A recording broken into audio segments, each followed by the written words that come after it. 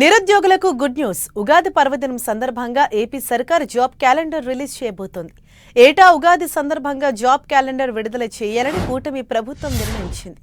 ఇందులో భాగంగా ఇవాళ జాబ్ క్యాలెండర్ విడుదల చేయడానికి అధికారులు కసరత్తు పూర్తి చేశారు.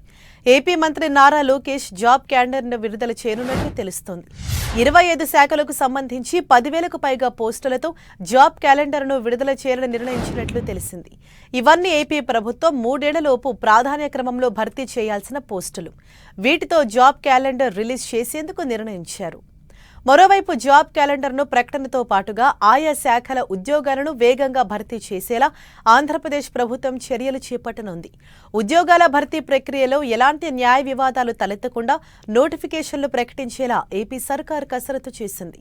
ఇక జాబ్ క్యాలెండర్ ప్రకటించిన వెంటనే టీచర్ పోస్టులను భర్తీ చేసేందుకు గాను పాఠశాల విద్యాశాఖ డిఎస్సి నోటిఫికేషన్ విడుదలకు సిద్ధమవుతోంది. అయితే సీఎం చంద్రబాబు నిర్ణయం తర్వాత ఎన్ని పోస్టులకు జాబ్ క్యాలెండర్ విడుదల చేయాలనేది నిర్ణయించనున్నారు.